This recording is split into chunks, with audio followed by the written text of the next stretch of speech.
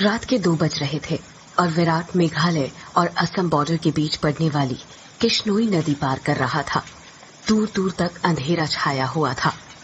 एक गहरे सन्नाटे ने किश्नोई नदी को घेर के रखा हुआ था और उसी नदी के ऊपर काले बादल मंडरा रहे थे, जिन्हें देखकर ऐसा लग रहा था कि किसी भी पल वो बरसने वाले हैं। नदी में घुटनों तक का पानी था, जो धीमी रफ्तार के साथ बहे जा रहा था।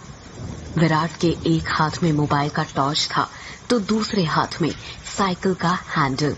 विराट पैदल पैदल मोबाइल के टॉर्च की रोशनी के सहारे नदी पार कर ही रहा था कि तभी उसका मोबाइल फोन बजने लग जाता है। विराट ने फोन उठाते हुए कहा, हाँ वंदना, बोलो। मोबाइल के अंदर से एक औरत की आवाज सुनाई देती है।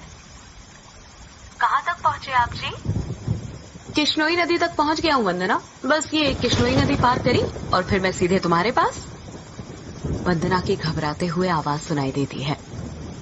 क्या कहा? किश्नोई नदी पार कर रहे हो आप? और नहीं तो क्या, अब तुम्हें तो पता ही है कि बंगला मुड़ा गांव से रोंगकामुचा गांव जाने का तो एकमात्र यही रास्ता है ना, और वो भी नदी पार करके जाना पड़ता है। आपको इतनी रात में वापस नहीं आना चाहिए था, ग्रेवयार्ड कोठी में ही रुक जाना चाहिए था। आपको पता है ना, नदी के पास वो घूमती है।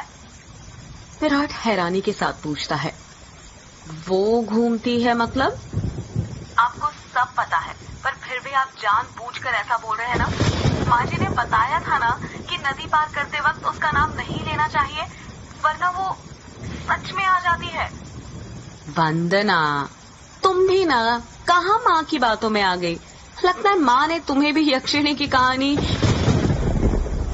विराट अपनी बात पूरी करता उससे पहले ही वंदना घबराते हुए कहती है, चुप हो जाओ जी। हे काली माँ, मेरे पति की रक्षा करना और अनजाने में इनसे जो अनर्थ हुआ है उसके लिए माफ कर देना। अब ये कभी उसका नाम नहीं लेंगे। विराट हंसते हुए कहता है, क्या वंदना, तुम भी ना, ये यक्षिणी वक्षिणी ना कुछ नहीं होता, समझी? ये सब बस मनगढ़ंत बातें हैं जो गांव वालों ने बनाई हैं और कुछ नहीं। आप नहीं मानते तो मत मानिए, पर मैं तो मानती हूँ ना। आप अपना जल्दी से आ जाइए बस। हाँ वंदना, आ रहा हूँ, बस ये नदी तो पार कर लूं पहले। अच्छा, मैं रखती हूँ। अरे ऐसे कैसे? तुम्हें नहीं लगता तुम कुछ भूल रही हो? मैं भूल रही हूँ? क्या भूल रही हूँ? यक्षिणी के बारे में याद रख सकती हो, लेकिन ये याद नहीं रख सकती कि आज हमारी शादी की सालगिरह है। गलती हो गई जी, माफ कीजिएगा। आपकी फिक्र में तो मैं भूल ही गई थी। विराट मुंह बनाते हुए कहता है, अब भूल गई थी ना तो उसकी सजा तो मिलेगी तुम्हें। सजा के लिए तैयार रहना। वंदना प्यार से पूछती है, अच्छा, तो क्या सजा देंगे आप? तुम्हारी सजा ये है कि तुम्हें आज रात भर जागना पड़ेगा।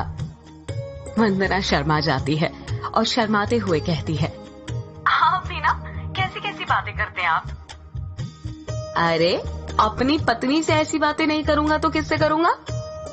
ठीक है, आ जाइए, मैं इंतजार कर रही हूँ आपका। जल्दी आना।